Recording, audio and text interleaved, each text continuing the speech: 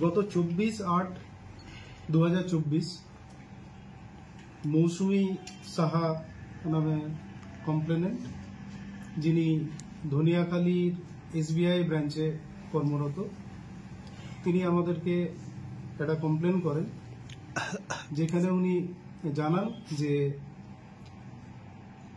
ইন্টারনেটে ওনার সাথে একজনের পরিচয় হয়, যিনি নিজেকে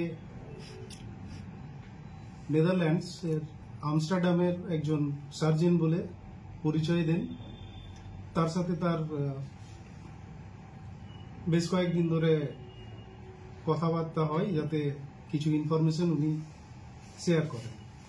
পরবর্তীতে ওনাকে জানানো হয় যে ওনাকে গিফট পাঠানো হয়েছে, যেটা দিল্লি এয়ারপোর্টে প্রসিডিউরাল রাউন্ডে আটকে গেছে। উনি সেটাকে পাওয়ার জন্য নেট ব্যাংকিং এর মাধ্যমে প্রায় 25,46,000 টাকা ট্রান্সফার করেন। কত? 25,46,000।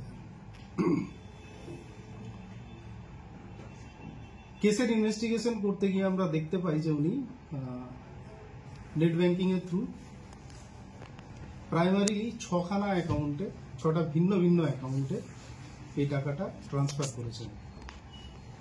এই 6টা অ্যাকাউন্টকে ধরে আমরা অ্যানালিসিস স্টার্ট করি। তার মধ্যে থেকে এক্সিস ব্যাংকের একটা অ্যাকাউন্ট পাওয়া যায়, যেটার যখন আমরা ওর ট্রানজেকশন ট্রেলটা ধরি, তখন আমরা একটা জিমেল অ্যাকাউন্ট পাই।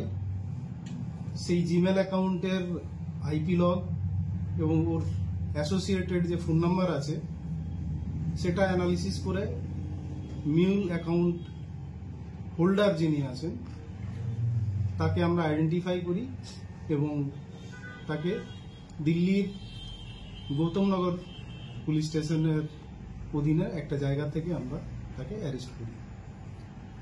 তার কাছ থেকে আমরা তার ক্রাইমে ব্যবহার করা বেশ কিছু আর্টিকেল সিজ করি, যেগুলো নিয়ে আমরা আরো ইনভেস্টিগেশন করব। বেসিক্যালি ইনিশিয়ালি আমরা এটাকে এর ফরেনসিক্স এর জন্য। অভিযুক্তের পরিচয়? অভিযুক্ত একজন নাইজেরিয়ান ন্যাশনাল, যিনি এখনো অবধি আমরা যেটা ইন্টারোগেশনে জানতে পেরেছি যে উনি 2013 সালে এখানে আসেন।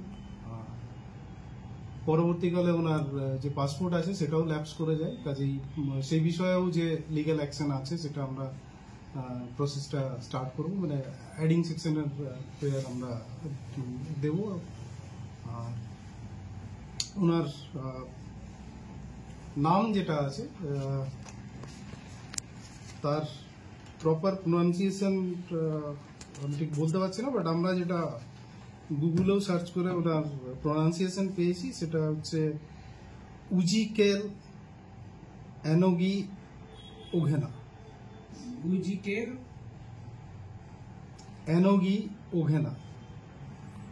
উনি বেনিন সিটি, নাইজেরিয়ার মানে বাসিন্দা বলে এখনো অব্দি পাওয়া গেছে। পরে আমরা যদি ইনভেস্টিগেশনে আরো কিছু ডিটেলস পাই আমরা ডেফিনেটলি। এই ঘটনার সাথে অভিযুক্ত কিভাবে জড়িত? মানে 25 লক্ষ মিউল অ্যাকাউন্ট হোল্ডার,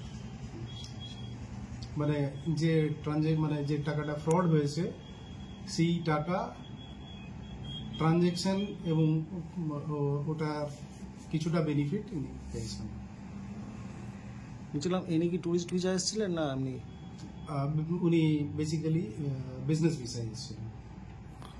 তো এই ধরনেরই কাজকর্মের সঙ্গে যুক্ত ফ্রড? আমরা এই কেসে তো ওনার ইনভলভমেন্ট পাচ্ছি, আরো কিছু আছে কিনা সেটা মানে গ্র্যাজুয়ালি আমরা পাবো। টাকাটা কি এনার অ্যাকাউন্টে ঢুকেছে না অন্য কারোর অ্যাকাউন্টে ঢুকেছে? ইনি সেখান থেকে কিছু পেয়েছে? মিউল অ্যাকাউন্ট হোল্ডার বলছি তো। কোথা থেকে গ্রেফতার করা? মানে দিল্লি গৌতমনগর, আমি বলেছি। উনি কি ওখান থেকে এই কাজগুলো করতেন নাকি? সাইবার ক্রাইমের বিষয়টা উনি করতেন, যে সাইবারের ব্যাংকের ফ্রডের অফিসার। ব্যাপারটা এরকম আছে না যে ইনিশিয়ালি যে 6টা অ্যাকাউন্টে গেছে তার একটা অ্যাকাউন্ট যেটা আছে অবভিয়াসলি একটা মিউল অ্যাকাউন্টই আছে, তার যে ট্রানজ্যাকশন ট্রেল আছে সেটার পার্ট এবং বেনিফিশিয়ারি এই দুটোই আমি মানে এই অ্যাকিউজড আছে। এই বিপুল পরিমাণ যে টাকার অঙ্ক বলছেন, এটা কি উদ্ধার করা সম্ভব হয়েছে বা আরো জানা গেছে কোথায় আরো গেছে? বা এইগুলো এখন তো ইনভেস্টিগেশন চলছে। বলছি স্যার, এমন কি গিফটের অফার দিল যে একজন 25 লাখ টাকা ট্রান্সফার করলো, এটার কিছু জানা গেছে? আবার ব্যাংকের 25 লাখ তিনি টাকা তো করবেন। মোটে মানে কোনো ছোট অ্যামাউন্ট না, আমরা সাধারণত 2000, 5000 বা 10,000 এরকম ট্রানজাকশন করি। 25 লাখ টাকা মানে একটা হিউজ অ্যামাউন্ট, একটা আননোন পার্সনকে কেউ যদি ট্রান্সফার করে। এটা দেখুন, এটা পরিচয়ের যে ব্যাপারটা আছে সেটাও তো ওভার ইন্টারনেট হয়েছে, ঠিক আছে? এখন উনি এতটা টাকা কেন দিয়েছেন সেটা এক্সপ্লেনেশন মানে সেটা আমরা ডেফিনেটলি আরো ওনাকে জিজ্ঞাসাবাদ করে না, তার থেকেও কোনো দামি গিফটের ব্যাপার ছিল নাকি প্রলোভনটা?